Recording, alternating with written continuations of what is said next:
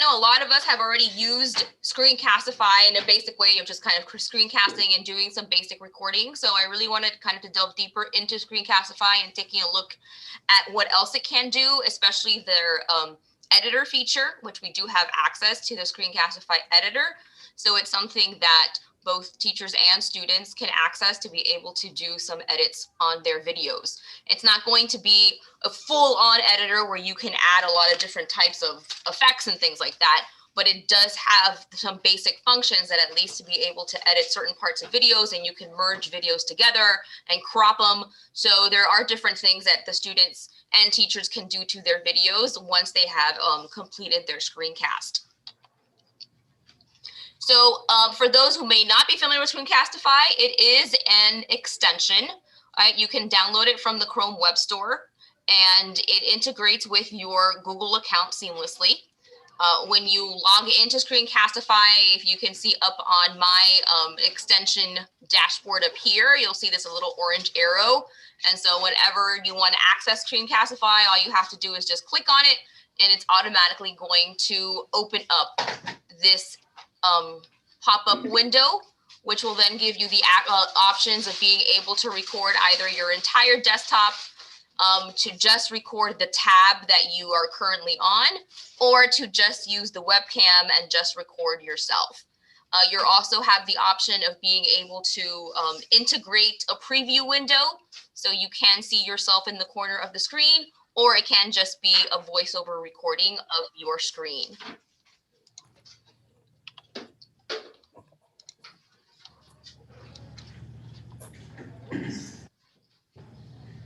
It does give you some additional options. You have to right here, it'll say like show more options. And if you click on that, basically by default, Screencastify gives you a 3-second countdown before it starts recording. You are able to customize that with less time or more time if you ever want to. So that's something that is customizable. The drawing tools that you can use on your screen is also something that you can toggle on or off if you want to use the drawing tools or not.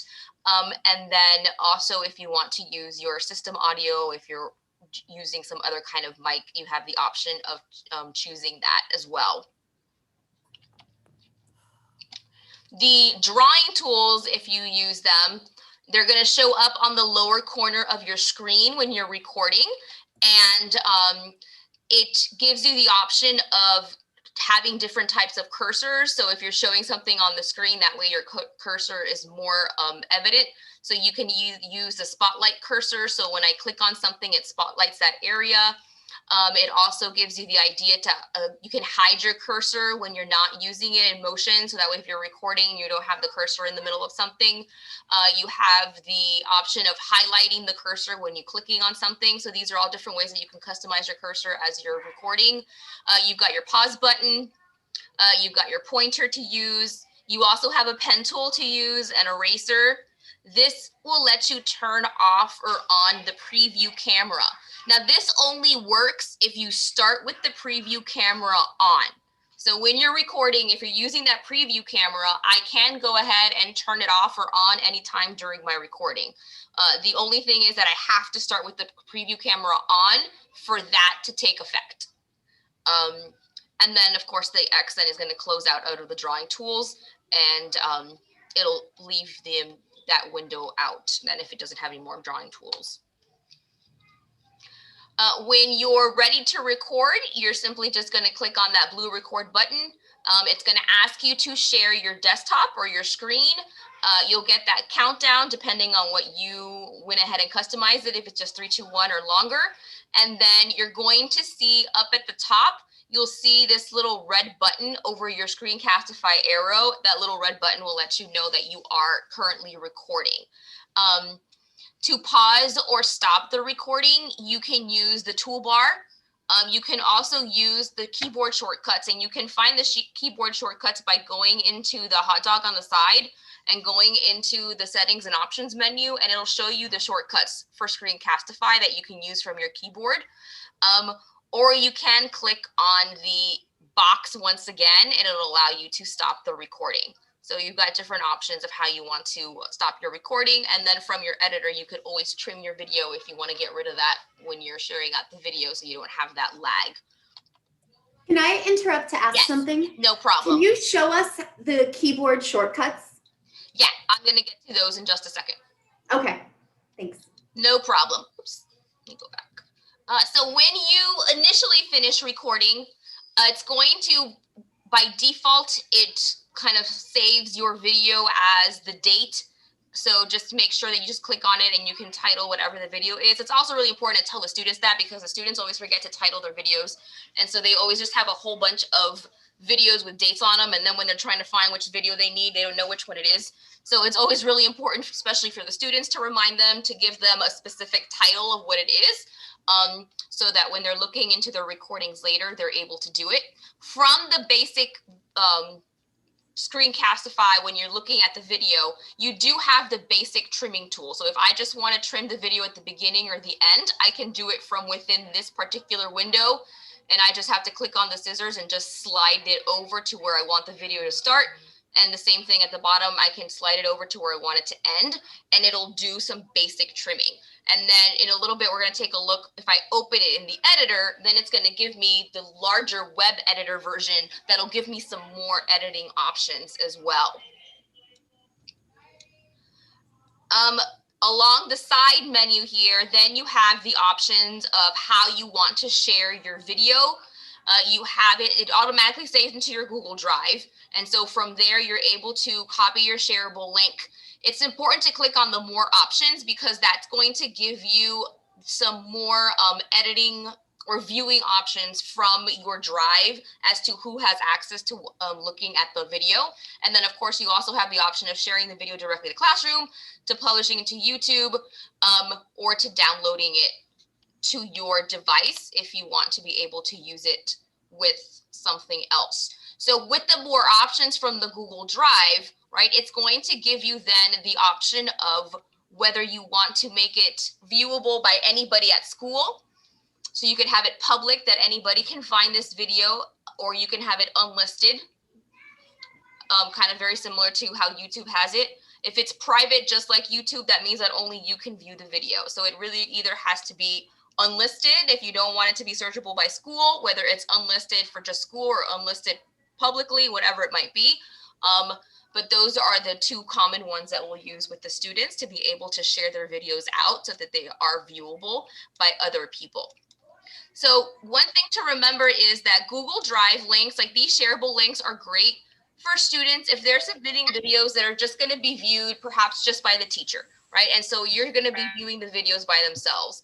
But if the videos are going to be viewed by multiple people simultaneously, then it's always better to have the video and publish it to YouTube.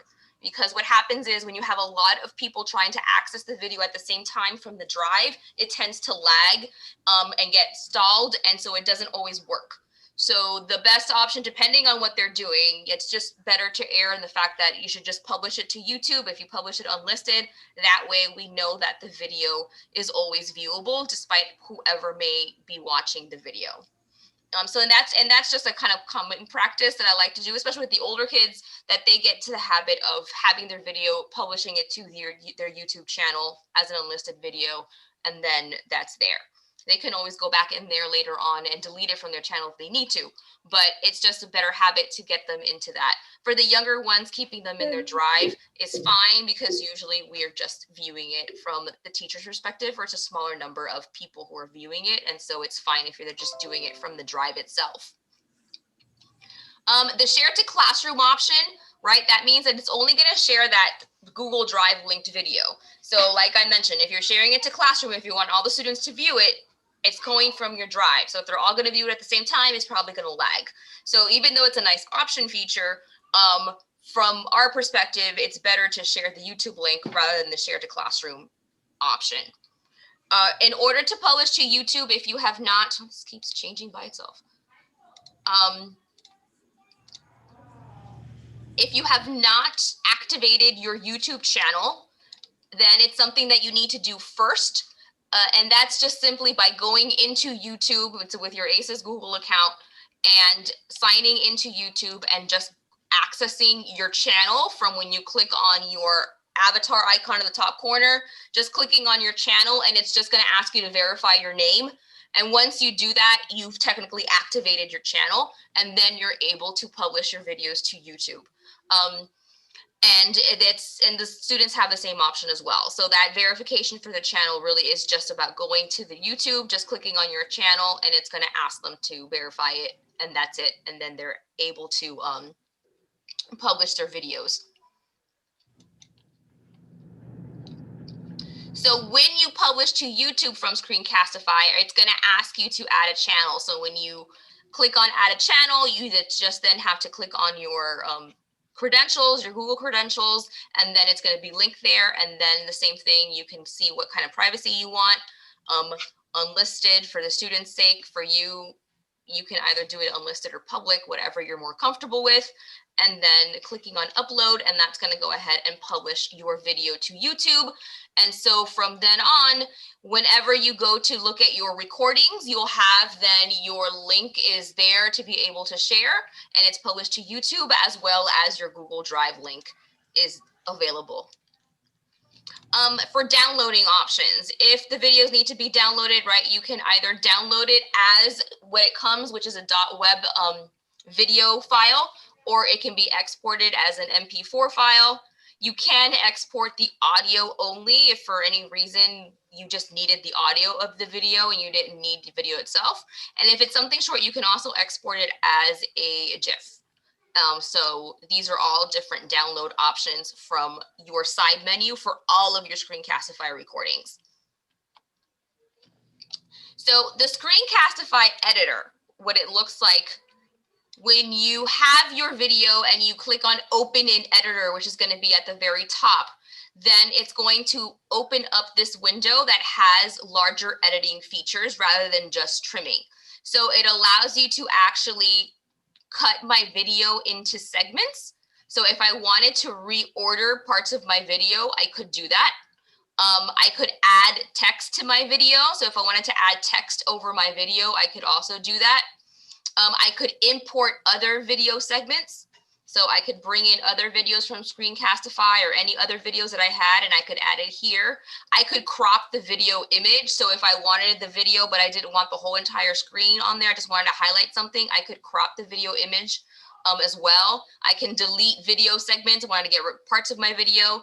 And then I can go ahead and once I'm done with my new edit version, I could export it, and it could be exported back into my Google Drive as a new file, or I can also export it as a download into an MP4 video file. So the video editor has a lot more options for you to do, and especially then if students are wanting to kind of dive deeper, and they're pretty easy to do. So if a student kind of plays around, especially with the middle school students, they start to play around with it, they're pretty easy to kind of use these tools for them to have some kind of simple editing features within Screencastify. And that way they don't have to depend on an outside program, even though some might be using iMovie, and that's perfectly fine if they do things like that. But there is this built-in editor feature for those students that may not have anything else available if they wanted to kind of go in and edit their finished projects within Screencastify. So when you open up your Screencastify window, right, the hot dog gives you this side menu that has a whole lot more options for you. And so when you go to the options, it's going to then customize your recording settings, and that's where you find your shortcuts. So when you click here, you go to options, you'll be able to see your recording settings, how it's set in your browser. So in Chrome, these are what they're set to. Some of them are customizable that I could change it and put it however I want to. So that's something that you can go into options and kind of customize your shortcuts to however makes sense to you. And you would be able to do that in Screencastify. So that's just from the options section. When you go to your hot dog as well, that's where you'll also see my recording. So all of the Screencastify videos, it automatically creates a folder in your Google Drive. It's called Screencastify. And in that folder, all of the recordings are in there. But I can easily access all my recordings from just clicking on the hot dog and going to my recordings, and I'll see all of my recordings listed there as well. So I don't have to go into my Google Drive separately to be able to find all of my videos. One other feature that Screencastify has is Screencastify Submit. And this is something new that Screencastify has come up with. They just came out with it last year. This is a separate paid version of Screencastify that we don't have. So we only have the free version, which allows for one active assignment at a time. So if I wanted to add another assignment, that means that I would have to then make one inactive to be able to activate another one. A folder is also automatically created in the Google Drive where all the videos will be submitted there automatically. So what Submit does is that it creates an assignment for students, and students just have to click on that link and it'll automatically have them record their video without them having to download the extension or worry about them getting the extension. It automatically does it for them, and it automatically submits those assignments into your Google Drive already in that assignment folder where you can view it later. So from that hot dog at the top, when I click on it, it's going to ask me to sign in.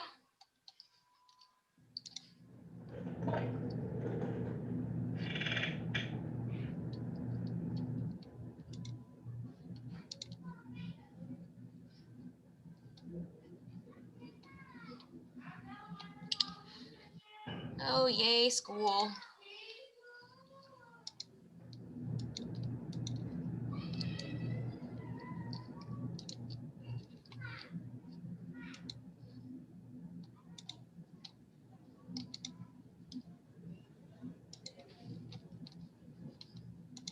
There we go. So when I click on the hot dog and go to submit, it's going to ask me, I can click on the new assignment, and then I can select the recording type. Now for the submit assignments, there's only two types of recording. You can either do the webcam where it records the student's face, or you can record the screen. The submit doesn't have an option to record with a preview window. So that's the only thing about submit, that you could only have those two options when you're creating your assignment. Either they're recording just a screen, so it's just a voiceover, or they're recording themselves with the webcam. So once you select your recording type, then you're going to go ahead and name your assignment. You can give your instructions, and then you can configure your settings about who is allowed to view the assignment. If it's just going to be the teacher, you can set the video privacy. So you configure those settings of however you designate for your assignment. And then once your assignment is done, your assignment is now live. A folder is created automatically in your Drive with the title of your assignment. And so all of the videos that the students create are going to be submitted there automatically. It has a share to classroom feature already, so I can click on that and it's going to share it to classroom. I can then select which class I want to share it to, or classes, and it does give me the option of selecting how I want to share it. So if I'm making an assignment, I can go ahead and share that into Classroom directly as an assignment. And then in your Drive, you'll see here, it creates a Screencastify Submit folder. And in that folder, it'll create then all of the assignments that you've created and Submit. And each of those folders will have those student assignments inside them already. So from the student view of a Screencastify Submit assignment, when the student goes into their classroom and they open up their assignment, they're going to see a link that's going to take them to the assignment directions in the Screencastify. So they just have to click on that link that's in their assignment in Classroom. It's going to then ask them to record. They'll see a big blue button that's saying record, and they'll notice that their username is up at the top corner. So it shows them that they're logged in with their Google account. So they'll click on record, and it's automatically going to start recording whatever it is. So if, for example, they're recording their screen, this tab right here is letting them know that it's recording. They're going to keep this open, and then they can go ahead. If they had a presentation, they just click back on their presentation and record it. It's automatically recording everything that's happening on their screen. So whatever it is, they record it. When they're done, they just come back here and click stop recording. And then the student has the option of being able to review the video that they just recorded. If they don't want to use that one, they can start over, or if they're fine with it, they can go ahead and submit the video. And so now once they've submitted the video, that video is automatically going to populate into your Google Drive in that assignments folder. So you have the way to view the video already. The student also has the ability to not only just submit into your folder, but if they wanted to share that video into Classroom, into that same assignment, so they have the video is in that assignment as well, they can go ahead and share the video to Classroom, and then it'll automatically go ahead and share that video into that class assignment as well and submit it in through Google Classroom too. So there's those two options for students to be able to do. On your end, if I go into my submit dashboard, which is just by going into my Screencastify and clicking on my hot dog and clicking submit, it'll take me to my dashboard. I'll see what my assignment is, and it'll show here my number of submissions. And if I just click on them, then I will be able to view the, I will be able to view those submissions just by clicking on them. And I can go through all of the videos and view the videos. When I'm done with the assignment, I can just go ahead and close the assignment, and that way it's not going to allow any more submissions for that assignment. And so since we only have the free version, if you were to use this, you can only do one at a time. So I would have to close an assignment before I could make another one, kind of thing. So that's just something that if, for students who don't have the extension, or we don't want to worry about them having to do it on their own, it's just by them clicking on a link and it automatically then records and submits to your own folder. And there's a lot less steps for the students to have to do. It's just a one-time thing that it does it automatically. And so we don't have to worry about the students to be able to do that. For younger students, I think it's something that's valuable because most of the time we just want the teacher to view something. And so for them, it's just clicking on that link. It'll automatically record. They just click on submit. It's in your drive. And from their end, you don't have to worry about them having to do any more steps in that sense. So this is something that's a new thing. It's something that we have the free version. We don't have the paid version, but if it's something that you want to try out and you find a lot more useful, then perhaps we could go into having the paid version, which then would give you unlimited assignments to be able to use and have open. So that's something that is definitely up for discussion. If it's something that you try out and you feel that would be valuable and you want to continue to use, then we can look into that.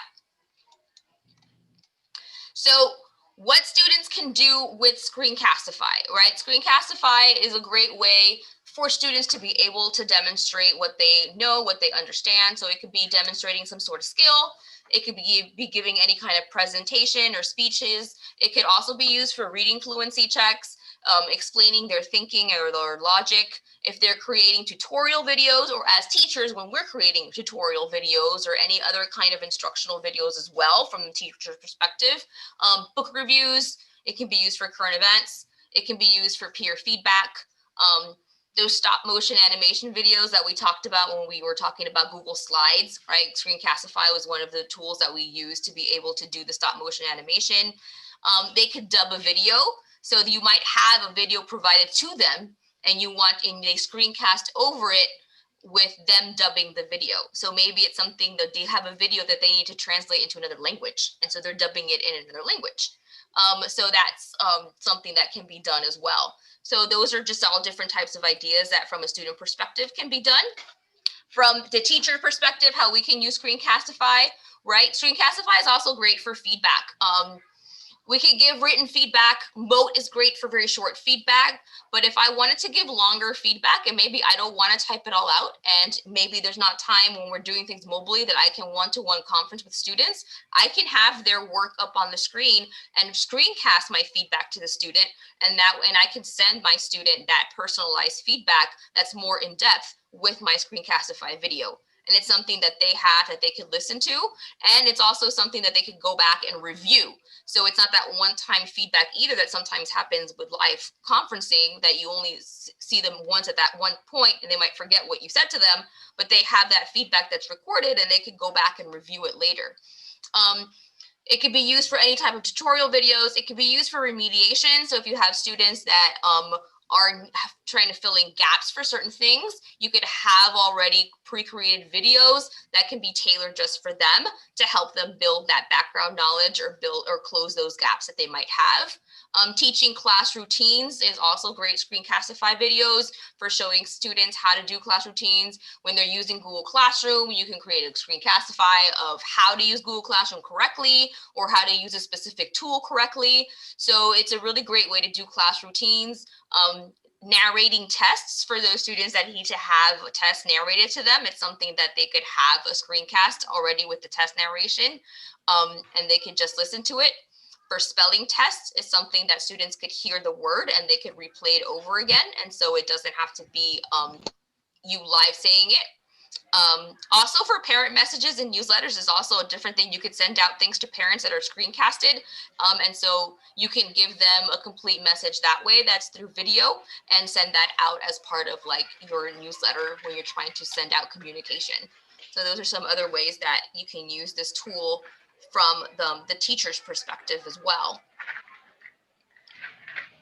Questions so far? I had a question. Yes. The drawing tools, have there been made any updates to that? Or I've never used them myself. I've usually just recorded my voice. But can we talk about that maybe? Haven't heard any other new updates to the drawing tools except for the ones that I mentioned there from the basic drawing bar. The drawing tools themselves are really just kind of a basic or pen or an eraser in that sense, and just the ability to kind of highlight your cursor. Okay. So yeah, they don't have another kind of more extensive drawing tool collection than that. Okay. Well, Melissa, I had a question.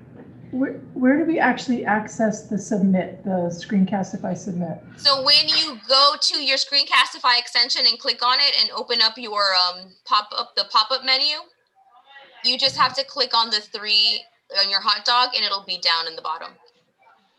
It should say Submit.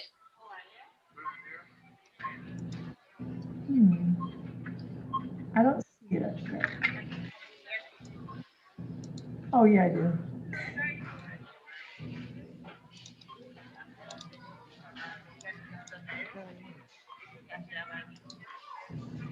Did you find it, Meg? Yeah, I'm sorry, I did. Okay.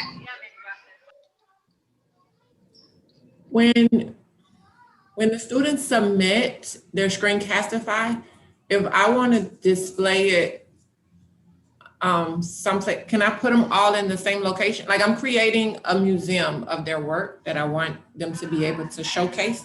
Would I be able to move their recorded videos from my drive to another slide? Yes. So once using the submit feature, since they submitted it to you, then you do have access to those videos. So as you are owning them at that point. So yeah, you then would be able to then put them wherever you want to. You would still have to open like the sharing settings for the video to make sure that they're viewable in your drive, but you can put them it would be easier if they did the submit so that I can own it and then I can move them someplace else, or easier for them to publish to YouTube. Or I mean, if they publish it to YouTube, then they give you the link and then you would just embed the videos with the link. okay. So either way it would work. If you're going to have a lot of people accessing the video, that's the only thing you have to think about. Because then if there's a lot of people accessing the same video at the same time, that's when you get into that lag freezing problem. Okay. And if they're all coming from your drive and they're all accessing the video at the same time, that could be then the only potential issue would be that.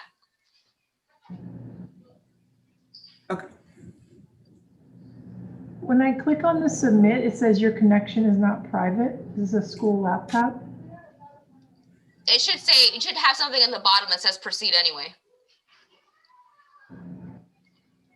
I should. You click down like on advanced or more details or something, and then you should have an option to proceed anyway. Yeah, it doesn't. That's what I was trying, but it doesn't give us that. It just says reload or hide advanced.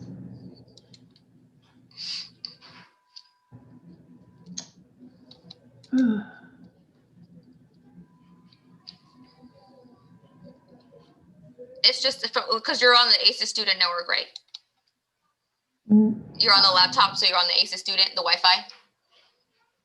It's a teacher, it's not a student login. Yeah, but it's still on you're still on the Wi-Fi. Okay. Because the ACES student is still the student Wi-Fi. So it's just one of those things that you just have to we just have to put an IT ticket in for that one. But this is what it looks like when you open it up. From your desktop, you can see it. It'll work from your desktop. So yeah, so just when you open up the Submit, this is what the Submit dashboard looks like. And it's just new assignment, and that's how you would just create it.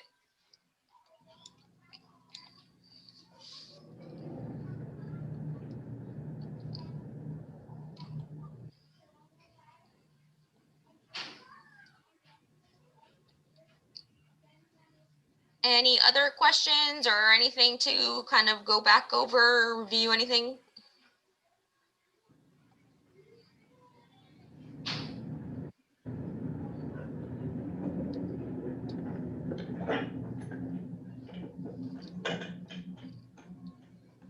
Nope. Okay, I'm gonna stop sharing for a second. Okay, so we do have a school license for Screencastify. So except for the Submit feature, everything else in Screencastify, teachers and students do have access to. So they have access to the full editing version feature, and they have access to Screencast, and there's no time limit on Screencast either. So they are able to record as long as you want to, and have unlimited screencasts available to them as well within their drive. One thing let me do that before I forget. And it usually does it automatically, but if for any reason it didn't, one thing I always like to do, especially with students, is when they are going to use Screencastify, I always have them double check, especially if they're using like a shared device, double check that one, they click on their hot dog, one, that they're signed in with their account, because if they're on a shared device, they might be signed in with someone else's account, and then they record their screencast on someone else's drive. So that they're signed in with their account, and then when they go into options, to make sure that the setting is set that their videos are saved to their Google Drive. Right, and that's always something I like to remind students the first time that they use it, that this setting is definitely the one that's on. It's usually on by default, but if for any reason it's not, because if not, it's going to save to their local device, and that'll just makes things more complicated if it's on the desktop and maybe it's not theirs. And so that way it's on the drive, they know it's there, and they can access it from anywhere that they can get their drive. From this options feature, right, this is also where you're able to set some more settings of displaying your video editing progress. This is how you can configure your shortcuts and view the drawing tool shortcuts. So all the shortcuts are in that option setting. The recording settings, so this lets you customize your Screencastify as well. And that's from your options feature.